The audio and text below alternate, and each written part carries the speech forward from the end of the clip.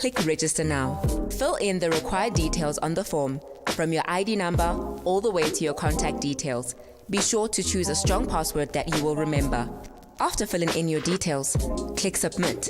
In a few minutes, you should receive an OTP if your details were entered correctly. Back onto the Superbets mobile site, type in your OTP. In a few seconds, you will receive a welcome SMS confirming your new account. A 50 Rand sign-up bonus will reflect in your account within 24 hours of your sign-up. Welcome to our family. Superbets, bet with the biggest.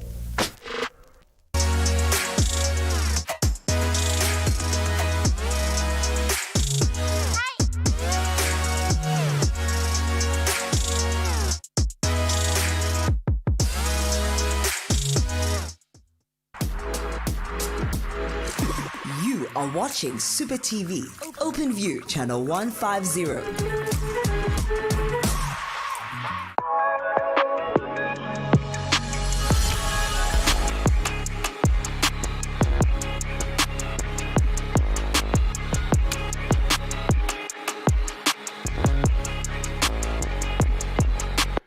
Hello and welcome to Mo Sports. Well, it is a Saturday afternoon and we are very excited because right now it's official. The Euro 2020 has kicked off in the year 2021. Welcome to Mo Sports. My name is Mo. Sitting across the table from me is our very own in-house sports analyst, Mr. OB.KNOWS. And he knows it all, and that's why he's sitting across the table from me. But what he does not know is today's Mo riddle. And it reads as follows. It says, I'm a Zambian international who once won the Leslie Manyatela Golden Boot. I played for Morocco Swallows, Bush Bucks, Super Sports United when I was playing in South Africa. Who am I? Now, if you have the answer to this Mo riddle, it's as simple as taking out your phone and dialing 071-621-4746. Once you've dialed up that number, then you can send us the answer to the Mo riddle. I'm going to read it for you one more time so you have it on lock. Here we go. It says, I'm a Zambian international who once won the Leslie Manyatela Golden Boot.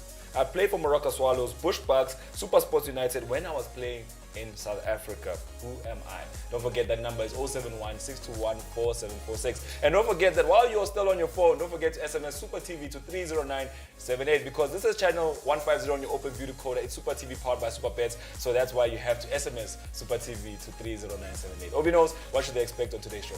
Well, on today's show, we're looking forward to talking about Euro 2020. Yes, it did kick off yesterday. We'll be looking at what happened yesterday and building up towards the games that are taking place later on today. We'll also be looking at some international friendlies that are currently taking place. And we also have got a bit of transfer talk a bit later on in the show. And let's kick it off with an international sting and talk about the Euro 2020.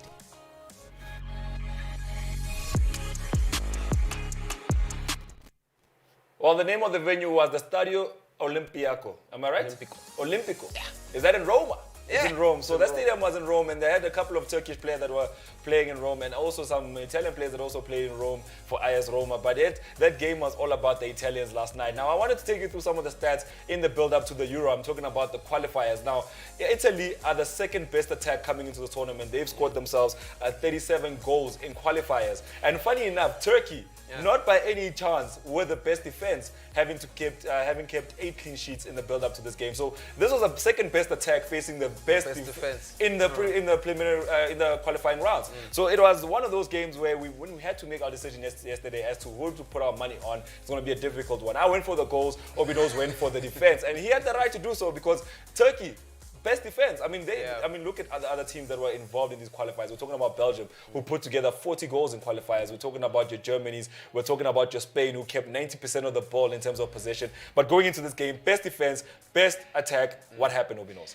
I think the best attack prevailed. I did not see a best defense coming from Turkey, especially in the second half. I think in the first half, it just didn't work out for them going forward. But in terms of at the back, they looked very, subtle. They kept it very shut. The goalkeeper was also in good form. I mean, he made a couple of good saves. But I think one thing that really let him down was his footwork. I think his footwork was very poor. And we could see it from the first half with the goal kicks and, when they gave him the back pass and he kicked the ball upfield, it was very low as well. So I did think that, footwork-wise, he he was going to cost the team, and he eventually did in the second half. But I think Italy did very well yesterday. I didn't expect them to come out the way they did. Actually, they scored the highest they've ever scored in a Euro competition. So I think they're more fierce than I thought. And it's okay to look at the stats. I mean, if you're given some new information, it's okay to change your mind about something.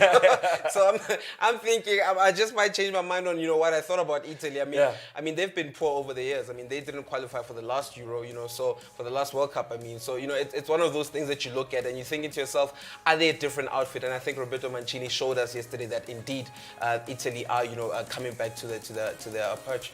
Not only that, I mean, last night was the biggest goal margin in an opening game of the Euros. A 3-0 margin is what Italy were able to put together. But there's a player called Spinazzola, and as you know, OB.KNOWS always has the facts around the player. So I wanted to know from you, what about his performance from last night? Wow, dude, he's a right-footed left back, and we saw a lot of him. I mean, in fact, at Juve, he didn't really give a lot this season. He wasn't a prominent figure, but when he's playing, he's always making a difference. And I didn't expect him to be the one who's killing players down the wing. I mean, you'd expected Insigne to be the one who's doing all those things, but Spinazzola was turning Celik in and out. And Celik is a defender I've been praising.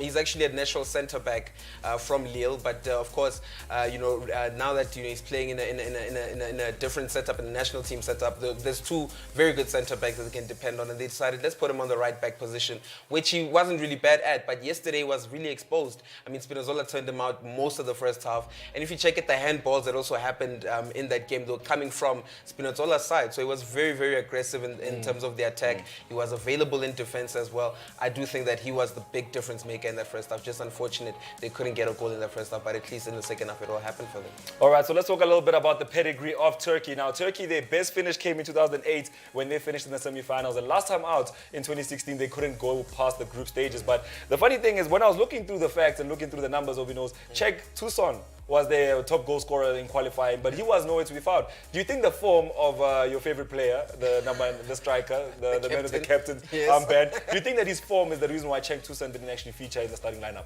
Definitely. I mean, but over the years as well, I mean, it's just that Cenk Tosun decided to go outside of Turkey and try and experience football out of Turkey, and it didn't really work out for him in England. I mean, it was very tough at Everton finding the goals. I mean, he performed very well as well in the Champions League while playing for Besiktas, and we thought, wow, Everton got themselves a good player here, but he couldn't really perform to those standards in the EPL. And I do think that Burak Yilmaz, he's managed to continue with playing very well in Turkey, and once leaving Turkey as well, he continued to impress.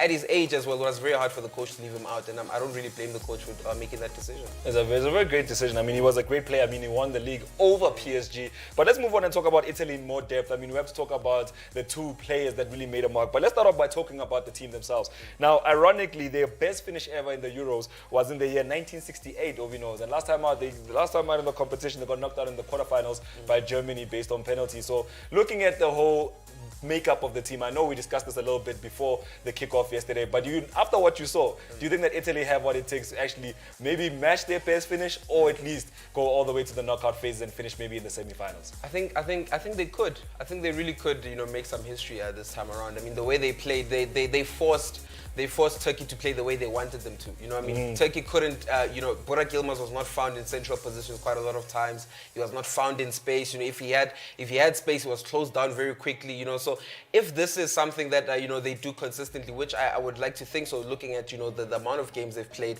and without conceding a goal, it's the 9th game in a row now they've conceded a goal. Yeah. I think they're looking very fierce at the back, and should they continue with that, closing down very quickly, not allowing teams to get into their rhythm, I think we might be looking at a team that could cause a lot of trouble. And I did say that my top 3 teams, or my top 4 teams rather, and 2 of them or 3 of them rather in the same group. So I think Italy might just creep into that open spot for me. So don't forget, when you're planning for success, always be ready to change your plan and always be ready to adjust that plan. But let's talk about these 2 players, OB.KNOWS. We're talking about Insigne and Immobile.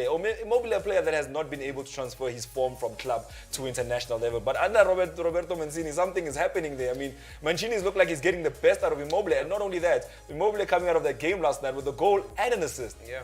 Look, we have to look at the facts. I mean, last season, Immobile had a pretty good season, a decent season to say. I mean, he actually finished the top scorer if I'm not mistaken, finished the top scorer in Europe last season. Yeah. And, coming into, of course, that was pretty much this run about the same time that Roberto Mancini was, starting to take over or starting to put his ideology into the team, his philosophy into that team. And it happened right about the time he was gaining form. And I'm very impressed that he put him in. I mean, he could have started with somebody else, but he had Belotti as an option as well. But opting to go with Immobile, who hasn't really, like you're saying, hasn't really, managed to perform at international level for Italy. But yesterday he proved that, he's a quality striker. And of course, I think the Stadio Olimpico as well was a home stadium for Lazio as well. So I think, it was familiar territory as well for him. So it counted on his favor as well. It counted in his favor. But ironically, according to the pod setting in the Euro, Italy last night were the away side, according to the pod. But OB.KNOWS, are you ready for us to go on the website and see what's been happening with this fixture? Because we got to look at the events of that game, because all those goals came in the second half. I would lie, the first half, I was sitting there sweating and I was like, OB.KNOWS is right. I should have listened to this man. Because when I looked at the first half, it didn't look like Italy were putting much in terms of attack. It didn't look like they were getting more creative, but they did create a lot of chances. But one thing that OB.KNOWS did mention this morning was that now he was shocked to see Italy coming into this game with a back four and not a back five. So I made the statement, I said Bazzali was missing, and he was like, no, but when was the last time you saw Bazzali play? I forgot that maybe I like his name so much, I just had to throw him in there. But don't forget, it was that Juventus pairing in the defense with Chiellini and Bonucci, and in front of them was the Chelsea Champions League winner, Jorginho, also said to be a Brazilian native playing in Italy. So now let's go to the website. Don't forget to join us on the website. All you need to do is SMS Super TV to 30978. Let's go see how this game panned out. Let's go for it. OB.KNOWS, we are ready. So where we are on the website, let's go to match info. Let's go to statistics. In fact, we should go into results, but we want to see the stats. We care about the numbers. The numbers game is what we're all about here on Mo Sports. OB.KNOWS is clicking, but the website is like, hey, what did you say? International. Let's go look for that Euro Cup. Let's go look for those fixtures. Let's go look at that. Yes, definitely. Now, I need to remind you that Italy's record coming into this Euro specifically in the qualifiers, that they were unbeaten, no draws, no losses, all 10 wins, and they only conceded 4 goals and scored themselves 37 goals in the process. What a team. What a season for them. Let's scroll down and look at the events, OB.KNOWS. There is the couple of names that OB.KNOWS wanted to mention, but let's start off all the way from the bottom. Like I said, the first half, no action whatsoever, a very boring game to say the least. And then Cengiz Unda was actually started from the bench. I was actually shocked to see that one, and then he managed to come in just on the cusp of halftime. And then De Lorenzo also came in the 46th minute, and then there goes that first own goal from a Juventus player, ironically, who scored that own goal. And then we watch what goes on with the game. A lot of key figures were missing for Turkey in this game, and OB.KNOWS did mention that if these guys come to the party, we're going to be expecting a better, bigger game. But there it is, Ciro Immobile scoring that goal in the 66th minute. And then that goal by Lorenzo Insigne, he had a similar chance in the first half, a very good chance to put the ball away, but he didn't put it. He actually had 3 attempts at this, and he got it on the 3rd try. So OB.KNOWS, let's go on to the other side, to the ball possession side, the stats. So let's go down there. So now what's very shocking for Turkey, only 3 goal attempts in this game. And looking at the attempts overall, they only had 2 of them on target. Now, that's what the Super Stats website is saying, so that's what we're going to go with right now. Looking on the other side, Italy have 17 attempts, 8 of them were on target, and look at how many shots they have on target, 9 attempts. Let's go down and let's go see saves, just to show you just how boring a day it was for Donnarumma. So looking at saves, Donnarumma only had 2 saves to make, and both of them were actually off target. None of them were actually threatening the goal post. So let's go down, OB.KNOWS. Let's scroll lower, let's scroll. As you can see, let's try to see the lineups, the 2 lineups, and see how the teams put together their lineup. So looking at how Turkey lined up, it was a 4-1-4-1, a very simple kind of 4-3-3 formation in attack and a 4-5-1 formation in defense. But looking at Italy, the team that actually got the result, their goalkeeper, Donnarumma, we'll be talking about him later on in Mo Sports. But looking at the formation, they lined up with a 4-3-3. So OB.KNOWS, let's put the website away. A lot of key figures were missing for Italy in the midfield. I mean, Verratti was not there. Yeah. A lot of key figures. Jorginho was there. I didn't feel like Jorginho was going to be a good enough anchor, but we're talking about a Champions League winner here. So what do you have to say about the man?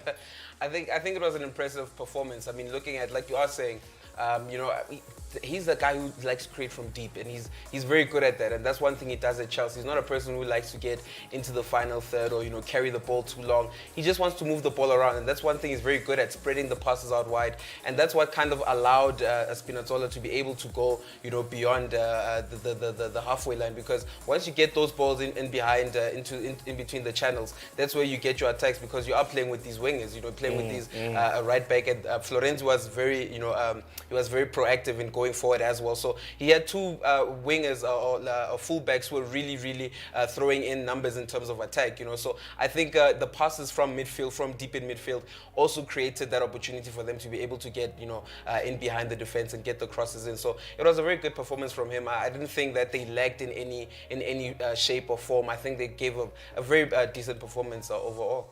All right, now let's talk about Wales and the Switzerland that are going to be taking place today. Starting off with Wales, I mean, Wales' best record in this tournament, OB.KNOWS, came the last time out they were active in this tournament, and that was when they got knocked out by Portugal, the eventual winners of this tournament. And that was sad for them because this was their best finish. Their best finish is a semi-final finish in 2016. So do you think the likes of Gareth Bale, I mean, when you look at the top goal scorers in qualifiers for this team, you're looking at Gareth Bale, you look at Aaron Ramsey, all these players have two goals. You know what I'm saying? They all have 2 goals. So do you think that they're a very balanced side, even with their coach Page, who's also a statesman for the country? Do you think that they have a good, solid team coming into this tournament? No, I think no, I don't. I think Wales are just one of those teams. They were very. I wouldn't say they were very lucky last time around, but I think it was one of those tournaments where the underdog was meant to go as far as they did. I mean, if I'm not mistaken, they beat England as well to get into that semi-final. I think they did beat England. Yeah. So it's one of those things. I think they were very lucky at that time. So I don't think they knocked out Belgium. They knocked out Belgium. It was Belgium they knocked out, then they got knocked out by Portugal. With the turn from us coming in the goal, yes, I do remember. Yes. So I don't see it happening again for them. I think Bale is no more the player he was at that time. I mean, Rams is also not really that same player he was at that time. So I don't think they have players that they can look at and say, of course they're going to look at Bale and Ramsey to be the players for them, but I don't think they'll have that mojo to go forward. And especially with Ryan Giggs, I mean, we heard about what happened with Ryan Giggs, months prior to this tournament.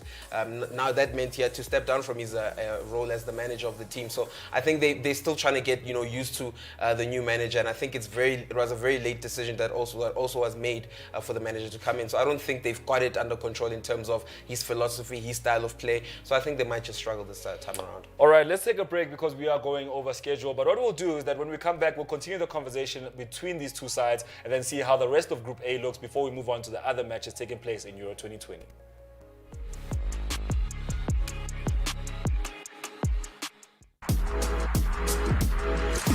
You are watching Super TV, Open View, channel 150.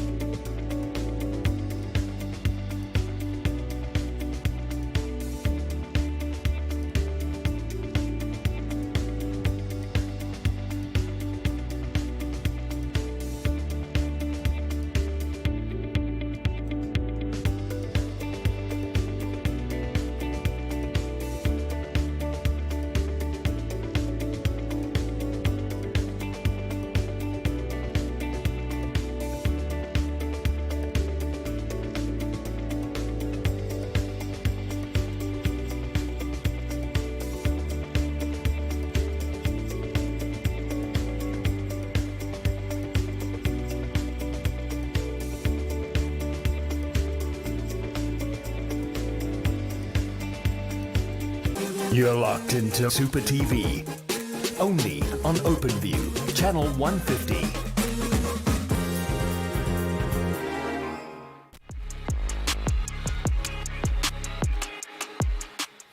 Welcome back to Mo Sports. Now, if you're just joining us, you're joining a very tough conversation because we're talking about what took place last night in the Euros and what will be taking place tonight in the Euros. 2020 taking place in 2021. Welcome back to Mo Sports. My name is Mo, and I'm joined as usual by our in-house sports analyst, Mr. OB.KNOWS, and he's giving us all his thoughts and his expertise on the game of football. But if you're just joining us, let me remind you, we do have the Mo riddle, and this is how it reads. Now, all I know is that he's a Zambian international. He won the Leslie Manyatela Golden Boot, and he also played for a couple of South African football clubs. If you know who he is, the number is 071-621-4746. And once you save that number on your phone, go on your WhatsApp and submit your answer to the Mo riddle. It's as easy as just typing out the name and clicking send. You'll get a message back from us letting you know that, look, don't forget, it's an automated message. It's not actually a message saying Asutandi. It's just an automated message. So if you have that answer, the number is 071-621-4746. Now, just before the break, the conversation had just kicked off on Wales versus Switzerland, and we talked about their pedigree,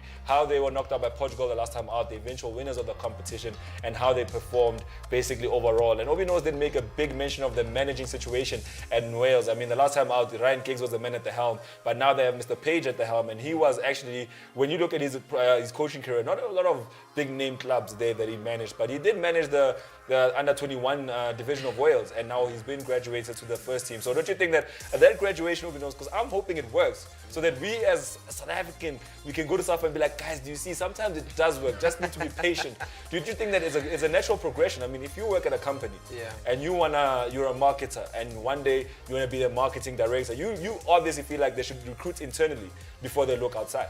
Yeah, it's pretty much the same thing that I think Safa did with Helman Mkelele, bringing him from the lower ranks and, bringing him up. And actually good to see him, making the good calls because he was alone on the bench. So I'd like to think that he made those calls to bring on Evidence Mahopa in that game. I'd like to give him the credit. So I think it's very important because, when you have a head coach, your head coach ideally wants to have players who are coming through the ranks who understand his philosophy of play. So I would like to believe that even though the new coach Page is new here, Ryan Giggs' philosophy is still withheld in by Page, because Page was he was assistant coach pretty much. So I do think that it's not a terrible thing to bring through people who've been part of the system because they know it. But sometimes it's also okay to bring in someone who has more experience, someone who has more a pedigree, or who has won a lot of things. It also depends on your situation. But I always think that it's good to weigh your situation, and it's good to bring in someone new. It's good to also keep someone who's in the system. But with Wales, it had to bring in someone from the system. I think when Wales look at what happened the last time out, they'll be thinking that we need to create a progression, because they did well the last time out. I mean, semi-finals not a bad finish. The best finish you've had in history. You don't want to break that philosophy and start all over again. Maybe there's something there, and they'll have to wait and see how this tournament pans out. Don't forget, SMS Super TV to 30978 so you can join us here on the Super Bets website. So now it's time for us to go visit the Super Stats website and see the head-to-head between Wales and Switzerland. Let's go look at it quickly. Now, we're going to click straight on it. As you can see, Denmark and Finland also in action. A lot of nice facts there. Timo Pukki scoring 10 goals in qualifiers, only 2 behind the eventual top goal scorer in the qualifiers, which was Harry Kane, with Ronaldo just sandwiching himself there. So you must remember the Euro rankings. It's Kane, it's Ronaldo, it's Pukki. Whoever's between them doesn't matter. That's Pukki's world. We're all living in it. And as you can see, Robert Page, the man at the helm, while on the other side there's Switzerland. And let's go down, OB.KNOWS, and let's see the next match, how the figures and facts are looking. So the figures and facts look as follows. 4 meetings since the year 1999. Like we always say, with the Euro, with the Nations League now in place, we'll be seeing these stats go up a lot. 3 victories for Switzerland and only 1 victory going the way of Wales. Now, as you can see, the form of the two sides, 100% form for Switzerland. They have not dropped any points, and they've, in this fixture alone, scored 8 goals, averaging 2 goals per game. On the other side, as you can see, it's not so good for Wales because they've lost a majority of the matches. They've only been able to win 25% of the matches between these two sides. And as you can see, it says Switzerland haven't lost in their last 7 games. Wow. Switzerland have a winning streak of 6 matches in a row. So that's what it looks like at the moment. So let's scroll down, OB.KNOWS. One thing that will worry them is that if you look at this situation right now, Wales have the last win in this fixture, so they've won the last time out against the side. But looking at the history before that, I mean, Switzerland beating them 4-1 and then coming back to beat them 2-0 and then again beating them 2-0. So it's been a 2-0 fixture for a very long time. So if you're trying to put your bet there on Super Pro, you might want to go with the 2-0 for this one. But yet again, 4 out of 3, you might just be right. But the question is, who will score the 2 and who will keep the clean sheet? OB.KNOWS, let's put this away. Let's move on, OB.KNOWS. We need to talk about what's happening in Group B. Are you excited about the teams that are in Group B?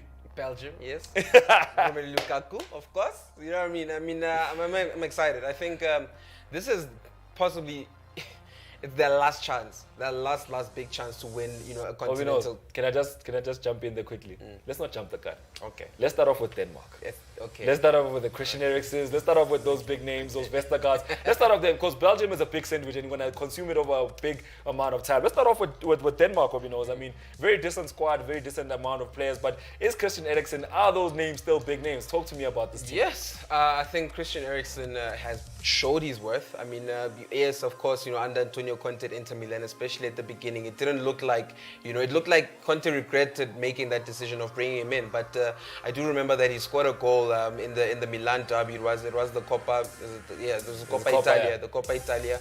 And he scored a free kick that led to them winning that game. And ever since then, he's been, a player who's been featuring in Antonio Conte's squad. So I think in terms of form, he might not be at the top of his game, but he really is, a player that you can always count on, especially when it comes to big tournaments. I think he's a big game player. He's very good at finding spaces, finding players in spaces as well. So I think, with the squad and the players ahead of him, I mean, if they play with Yusuf Poulsen, they've got a lot of pace with him there. So I think they might be trying to go in behind the defense. It depends how they're trying to line up as well. But I think they've got a very decent squad, and I don't really see them going further though in this competition. I think if anything, they can get out of this group stage, but for them to cause an upset, I don't see it happening in this tournament. Well, OB.KNOWS has some good grounds to be saying that because the last time out, they didn't even qualify to play in the last installment of the Euro, and during qualifier, their top goal scorer is Christian Eriksen, showing that most of their goals are coming from midfield. And if it's Christian Eriksen, you might fear that most of those goals were free kicks. And not only that, this team, OB.KNOWS, I mean, they didn't qualify in 2016, but they won it in 1992, but that's a whole 2 decades ago, you know what I'm saying? A long time ago. It's a very long time ago. It's a long time ago. It's not even a stat we can even look at and say, what was going on in that time. It's a very long time ago. It's a different time of football.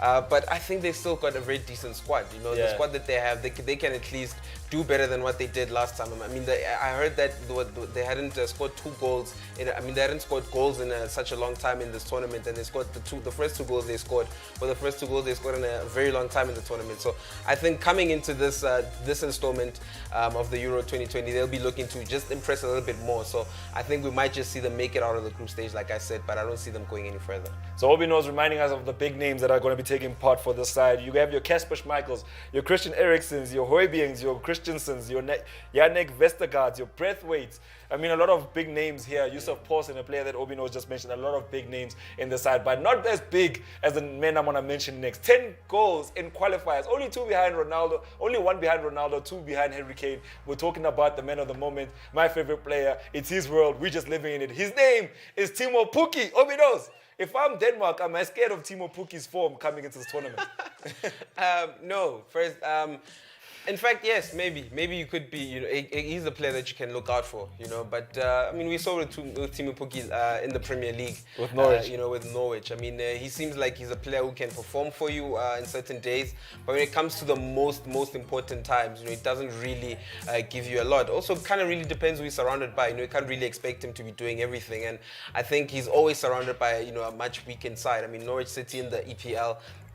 Compared to all the other teams in there, we saw how they performed. Only Pukki was the person you could look at and say, maybe he can be the light for the team.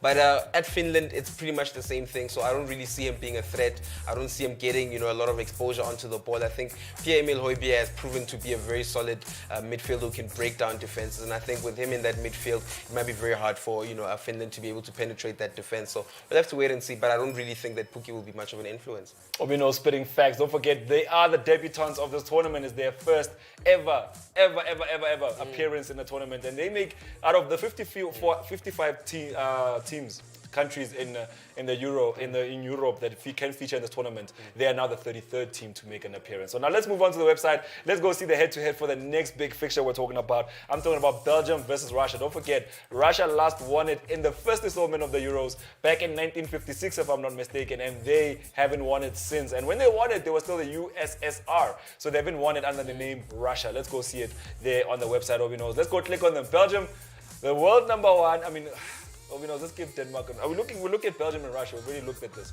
Or we haven't quite looked at it. So as you can see, Denmark have met this team 5 times since the year 1986.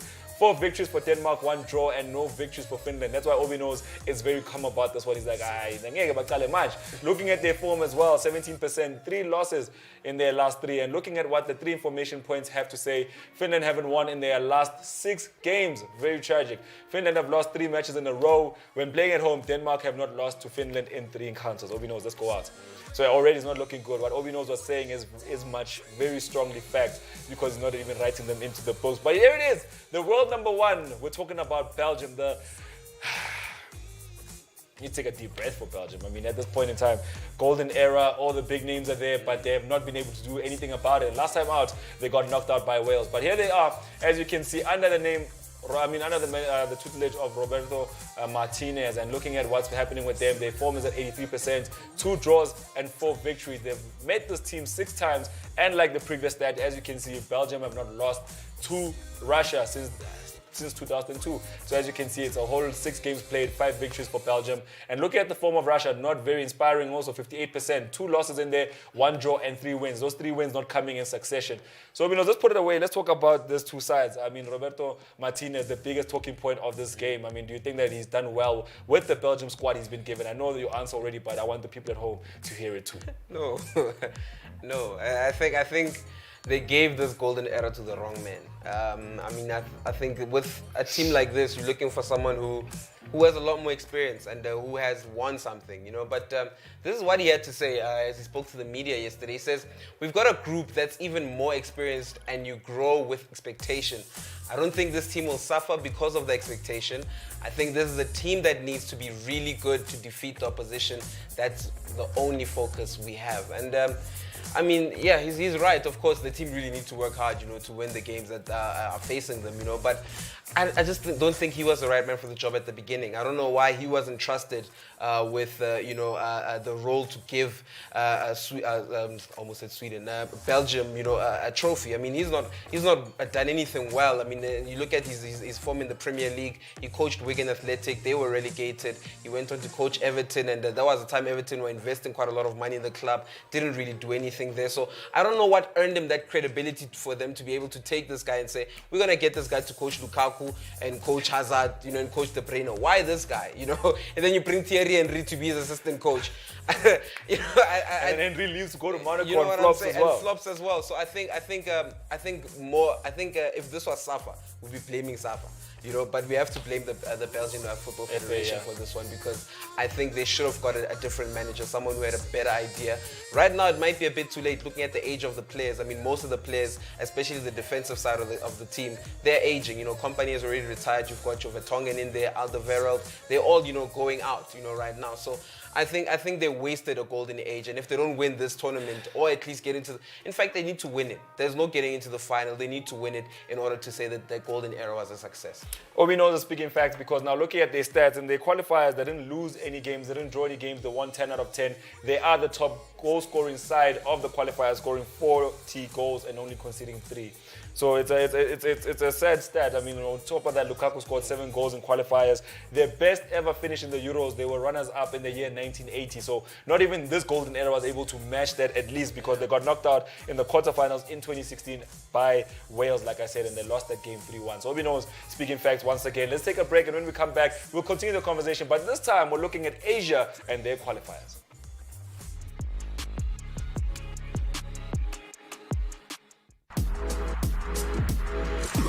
You are watching Super TV, Open View, channel 150.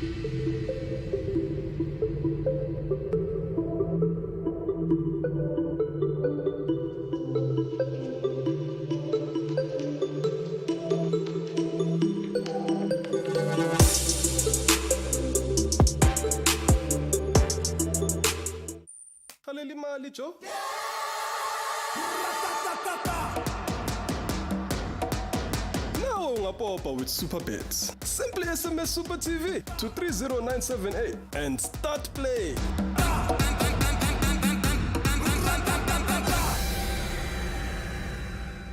You're locked into Super TV. Only on OpenView, channel 150.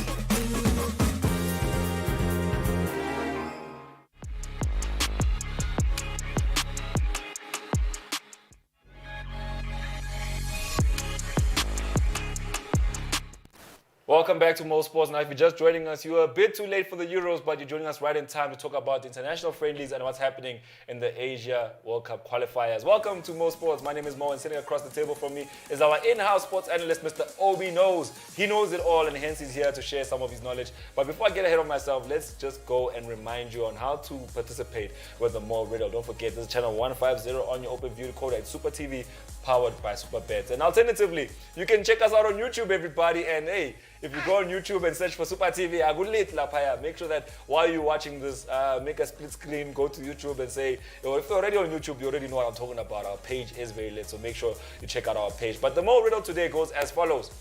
I don't know what country he's played for. I don't know what clubs he's played for. All I know is the most important thing is he won the Leslie Manyatela Golden Boot here in South Africa. If you know who he is, the number is 071-621-4746. And if you're unlike me and you know exactly who he is, pick up your phone and submit your answer through WhatsApp. And once you've done so, we'll be reading out your name towards the end of the show. But let's move on and talk about these international friendlies. Now, most of these friendlies feature African sides. And the biggest sides right now, I mean, in the friendlies, it's Algeria and Tunisia. Didn't think so. Tunisia. In fact, I was shocked to see that Tunisia was on top of Algeria, but we'll get to that when we talk about the rankings, right? It was a very interesting encounter. I think with the World Cup qualifiers coming up as well, I mean, the teams are really trying to get into the mojo, and I think they've got more than enough time to prepare now, and it's saddening because as much as we are going into the World Cup qualifiers, the Egyptian Premier League is still continuing, and we did say this about this about the schedule and stuff, and it's really disappointing right now because once the qualifiers are done, then it's the Olympics, and after when the Olympics are going there, the Egypt under-23 side is going there, and that Egypt under-23 side has quite a lot of players that are still designated in the clubs, so it's disappointing, firstly, from a CAF point of view and the schedule point of view. But coming to yesterday's game, Riyad Mahrez, another important game for him as well.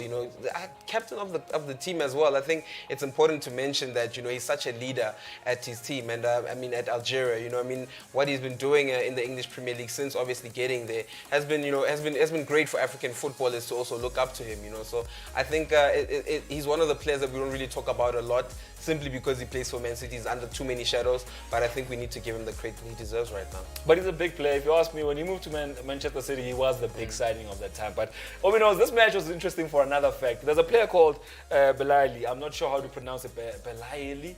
That's how we spell it. It's Belaili. So this guy, he's the guy who provided both the assists for this game. Now, I'm researching this man. I'm like, who is this guy who provides 2 assists in such a big game? Yeah. Only to find out this man was banned for 4 years. So this guy was banned for 4 years from international football by CAF. CAF banned him from international football for 4 years for testing positive. I know everybody in their heads. I also thought the same thing you were thinking. When I heard he tested positive for cocaine. He was banned for 4 years because he tested positive for cocaine. So now he's back on the run, playing international football again. Yeah. He played for Esperance Tunis. He also moved to Angers in France, and now he's playing for Qatar Soccer Club. And now he's the player who provided those 2 assists. I thought it was an interesting fact to share with the people that cocaine in football is just as bad. Because he got banned for 4 years. Imagine no international football for 4 years just because of the cocaine. It's not something they should be proud of, but it's something that you as young players should know, that drugs do not mix with the sport, and you might not be as lucky. You might be banned for life. You might even be banned 4 years as your team goes on to win some major trophies, and you missed out on that. Yeah, he was very lucky with the 4-year ban. But let's move on and talk about The FIFA rankings. The FIFA rankings out here. So FIFA rankings is the coefficient that makes sure that we rank all the teams in world football from number 1 to number 10. So internationally, looking at the overall rankings, we have France, we have Belgium at the top of the list. We have France sitting in second for obvious reasons. They are the World Cup winners. We have Brazil sitting in third, questionable. We have England sitting in fourth, questionable. We have Portugal and Spain sitting in fifth and sixth, with Italy sitting seventh, amazingly. We have Argentina, Uruguay, and Denmark wrapping up that top 10. I have yet to meet someone who agrees with this coefficient. My whole life, I've never heard someone say, but FIFA got it right here. We're always like, but how's Brazil there? I mean, that's also how Belgium is won. You know, how's Belgium number one? And it makes sense because the last time we spoke about it, we did say that the points are looked at how important the game is. So if you win, like you're saying now, you know, in terms of the World Cup qualifiers, in the World Cup qualifying, they didn't lose a single game. They scored about 40 goals. You know, 40 goals, those things count. They count just as much as a win would count. Only 3 goals conceded. You know what I'm saying? And those, like I'm saying, these wins, they count just as much as a win in the Euros counts. Exactly. You know? So it pretty much does say that you know, they win the qualifying games, but when it comes to the big stage, they don't do anything. You know, and I don't really agree with the rankings. I think we must just start. Let's start afresh. Let's start afresh, my guy. There's always someone who does not agree with the rankings of the world. England. Just to remind you what the rankings are. Let's go through them one more time. Belgium sit at the top. France sit at second. Brazil are third. England are fourth, which means they're in the top 5 alongside Portugal. The same Portugal that won a Euro. Do you understand that the last time England won a final of a World Cup was when Maradona was playing?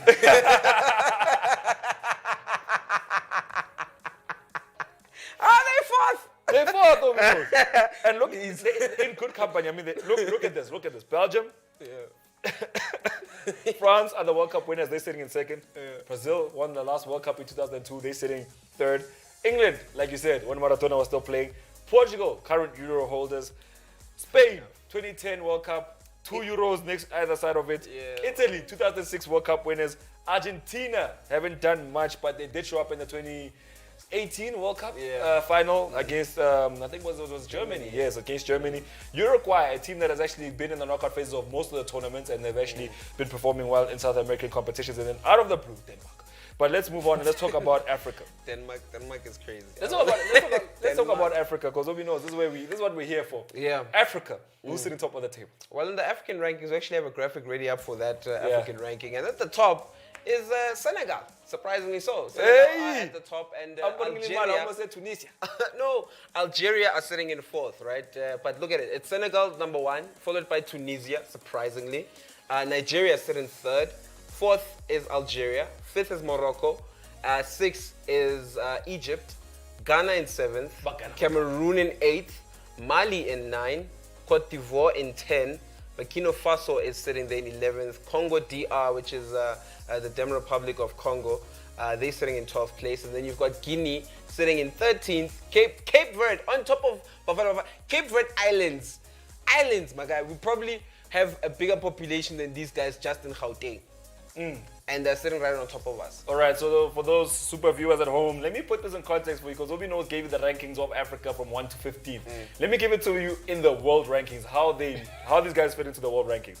Senegal sit in 22nd, Tunisia sit 26th, Nigeria 32, Algeria 33, Morocco 34, Egypt 46, Ghana 49th, Cameroon 55th, Mali 57th, Cote d'Ivoire, Cote d'Ivoire sitting in 59th, Burkina Faso 60. Guys, I'm gonna stop at South Africa. I'm still going. 61, Congo DR, and then Guinea are sitting in 72. Cape Verde, as Obi knows was saying, are sitting 73rd. And guess where South Africa sit? South Africa sit all the way in 75th. Do you understand that? 75th. Cape Verde, no? 75th. Wait, but Cape Verde. Obi knows. Wait, hold on. I'm not done. 75th is where they sit. Now, do you want to know who's just 2 places under South Africa? Oh. China. China is sitting there in 77th and South Africa is in 75th. The United Emirates are sitting above South Africa. Bulgaria, El Salvador, Canada, Honduras, Albania, Saudi Arabia, Montenegro, Slovenia. Albania! Qatar is sitting above South Africa. They're sitting in 58th. We're talking about Finland is sitting in 54th. Man. Ecuador, and the one that's the cherry on top, these 2 teams that are sitting 51 and 52nd, Greece and Iceland are sitting 51 and 50th. Greece. So Yeah, that's Mzansi. That's where we sit. That's where we sit, Mzansi. That is disappointing. I mean, like I'm saying with Cape Verde made a debut in AFCON when it was here in Mzansi. I think it was in 2012 when you hosted AFCON in Mzansi. That was their debut in continental football, and they're sitting on top of us now. Firstly, what did they do enough to sit on top of us? Ne? But never mind the fact that Bafana sucked. Ne? But no, don't say that on national TV. He doesn't mean it. He doesn't, super viewers, he doesn't mean it. Come on. Let's be honest here. Let's be honest. I don't know how Cape Verde are sitting on top of Bafana. It's the coefficient. I know we are bad, but we are not that bad, my guy. All right, let's calm down. Let's go back to the website. Whenever in doubt, go to the SuperBets website. Don't forget to do so. All you need to do is SMS Super TV to 30978, and you have all access to the SuperStats website. And this is how it looks. Let's go to it. OB knows I was losing it. He's like, but how? As you can see, that's the match we talked about. Algeria and Tunisia. Algeria winning 2-0, and then Kosovo beating Gambia a whole 1-0, and then Mauritania beating Liberia a whole 1-0. Liberian girl. Michael Jackson was crying there. As you can see, Japan beat Serbia 1-0, which actually touched my feelings because if you look at this game, I thought to myself, how is Japan beating Serbia 1-0 when they've been beating everybody with power line scores? Where are those scores now? But let's move on. There's USA versus Costa Rica. Let's go look at the next matches, the matches that are coming up today and I think tomorrow. So those are the games. If I'm not mistaken, the date is the 12th, and Ghana are facing Ivory Coast, which is Cote d'Ivoire, for those of you who want to call it by that exotic name. And then Morocco will be facing Burkina Faso. We would love to make bets for this one, but we have to go on a break. So let's put the website away. Let's take a break, and when we come back, we'll be definitely checking out what's happening in terms of the transfer rumors. A lot of big chats are going around Europe, around the biggest names that have been involved with Paris Saint-Germain. Wait and see what we have in store for you.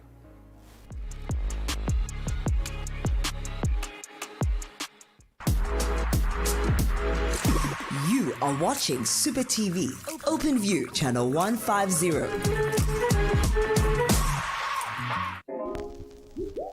How to register a new SuperBets account.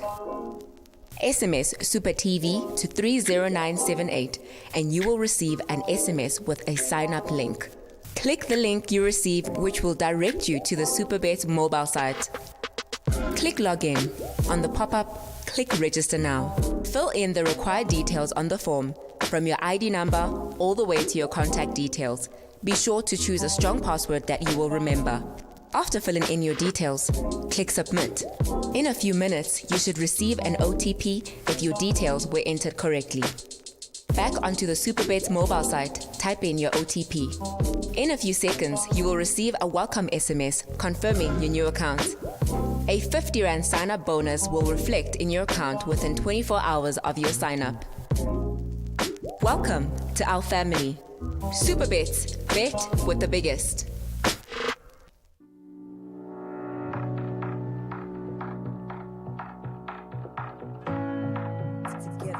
Coming together was just the beginning. And as Mzansi's first, Super TV has continuously been your place of infotainment, inspiration, live gameplay fun, and of course, the most authentic moments to light up your TV screens. Coming together is the beginning. Creating together is the process. Keeping you entertained is our success. This year, we continue to be your inside edge, your gaming guide, your place to play with confidence 24/7. This year, Super TV continues to bring you more. You're locked into Super TV. Only on OpenView, channel 150.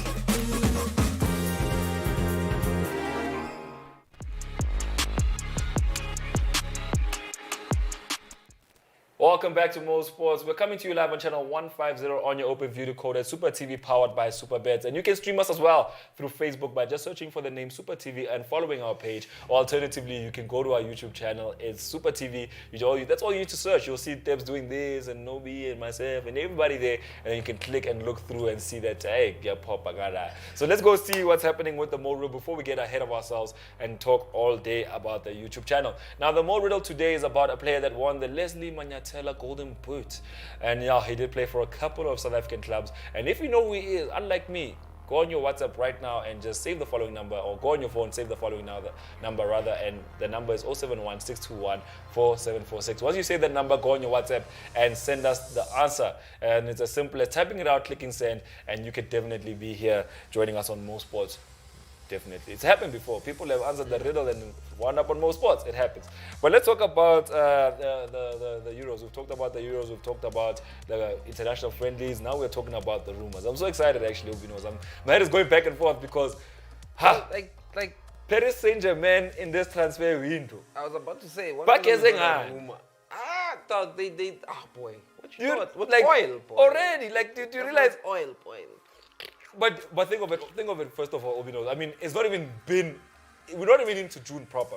It's around the 12th. The transfer window opened a couple of days ago. It's been about 3 or 4 days, the transfer window. But already, PSG are on every headline. PSG are on every big player.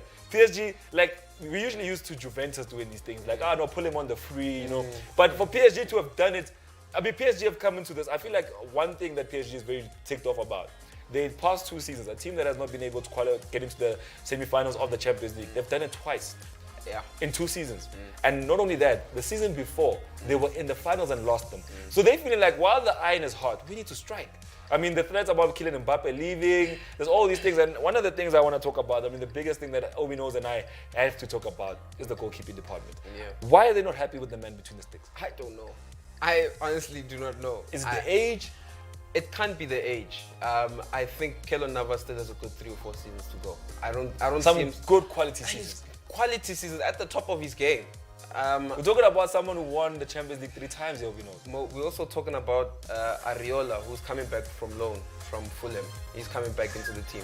They're turning into a Mummy Loaded Sundowns, eh? You know what I'm saying? And for no reason at all. I mean, like, what are you going to do with 3 quality goalkeepers? What are you doing with 3 quality goalkeepers? All right, OB.KNOWS, let's let the super viewers in on what we're talking about. Donnarumma has officially joined PSG. So OB.KNOWS, talk to us about that move. I just want to understand.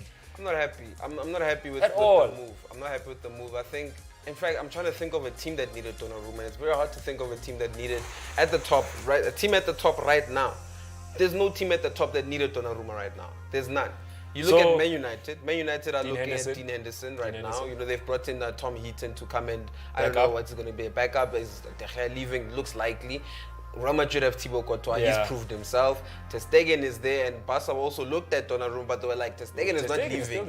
You know what I'm saying? So All Black is at Atletico. Liverpool have Alisson. There's no big club that needed Donnarumma. So no Champions League potential winning club needed him. You know what because I'm saying? even now Chelsea have Mendy, Man City have Ederson, Bayern have Manuel Neuer.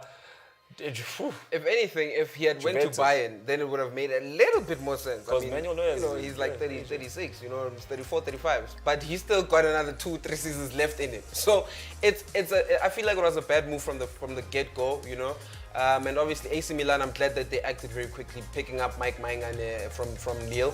And I just think with Italy, with France football as well, I feel like he's making a rash decision. He's going backwards for me. He's going very far. Despite him joining PSG, a team that, like you're saying, has reached the latter stages of the Champions League more recently. Yeah. In terms of competition, I feel like he's going backwards. I don't know. But I do see what PSG are doing in terms of trying to build, a team that is very hot. Yeah. A team with a lot of competition. I think with adding Gini Wijnaldum in there, and I'm pretty sure they're still going to go in the transfer market and pick up a couple more players. Yeah. They're really trying to build a team that can actually win the Champions League this time around. What adds fuel to the fire is that a lot of people have spoken on this matter, and one of the people that came out was Raiola. Because Raiola, apparently, they were saying that he's the one pushing for the player to move. But he said, look, the player is the one pushing for this move. I mean, he's only 22. He's been at the sticks for AC Milan from the age of 16. Quality #1 goalkeeper. And he didn't actually get the number that he wanted, which was the number 99. OB.KNOWS, we only have a minute, so let's rush to the next 2 chats. The first one is Everton now trying to get Nuno Espirito Santo to be the man who's going to replace Carlo Ancelotti at the helm. I'm happy because we're not going backwards. We're not getting the coach from West Ham to come back. Yeah. Talk to me. I'm glad about it. In fact, I'm glad it's because earlier on this week I spoke about Nuno trying to join Crystal Palace. I thought it was an impossible task. It was an impossible task. 11 players that are out of contract. most of those 10 of those 11 players are players that could start anytime, for Crystal Palace in a match day, So I think he was moving backwards in terms of going to Crystal Palace. But with an Everton move, I think Everton are an ambitious club. Their club, as much as we don't see it, in terms of their league standings and where they're finishing right now, I think they've got a lot of ambition. Well, the management has a lot of ambition. We've seen the money that they've, wasted trying to bring in, some very good talents. They've tried to bring a proper coach in terms, in Carlo Ancelotti. Didn't really work out for him. So I think in terms of ambition, he joined the right club because he's an ambitious coach as well. We saw what he did at Wolves, bringing them from the third tier into the second tier, into the Europa, into Europa now. So.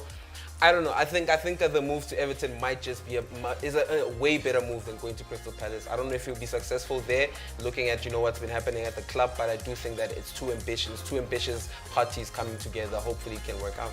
We'll keep an eye on it, but let's move on and talk about the next big topic. Kylian Mbappe, OB.KNOWS. Last time we spoke about him was with the issue with Giroud. Why are we talking about him this time? Well, I think Mbappe is catching an ego. He's went out to respond to his club president. But let's see what the club president had to say at first. This is what he had to say. I will be clear.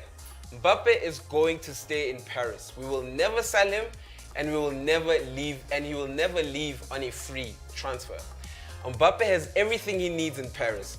Where can he go? What club, in terms of ambition, can compete with PSG today?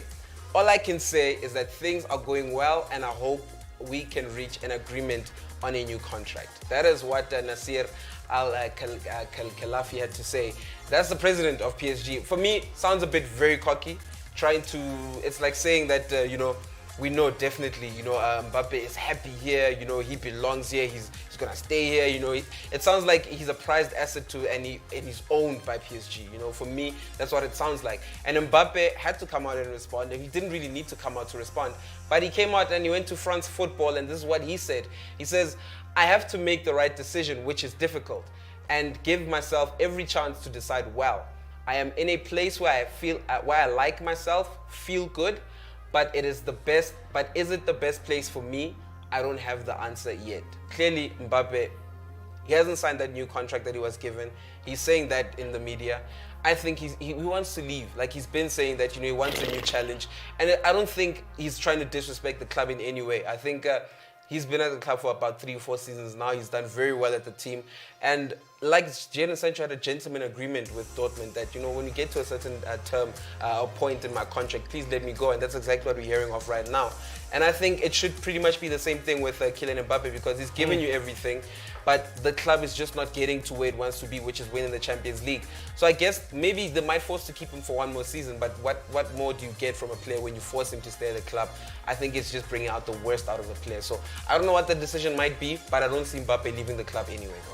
All right, thank you for joining us on today's Mo Sports, but let me give you the Mo Riddle answer before I get ahead of myself. Here is the answer for the Mo Riddle. James Chamanga. That's the answer for the Mo Riddle. This guy was very prolific. Spent 1 season at Swallows. This was the season he spent at Swallows, where he won the Golden Boot Award. Spent a couple of seasons at Bush Bucks, went on Super Sport United, didn't really work out for him there. And after he stint at Swallows, that 1 season when he scored 14 goals and overseas he went. And same thing that happened with Mbesuma after he won the Golden Boot. I think it was in 2004. Once he won that Golden Boot. Portsmouth. Yeah. Well, thank you for joining us on today's episode of Mo Sports. Join us again tomorrow as we continue the conversation around the Euro 2020. It's been a very great one, and we'll see you next time.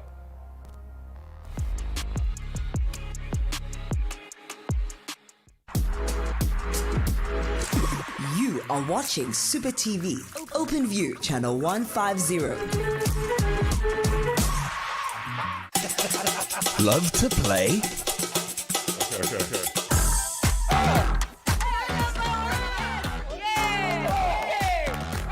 You know that if you get this...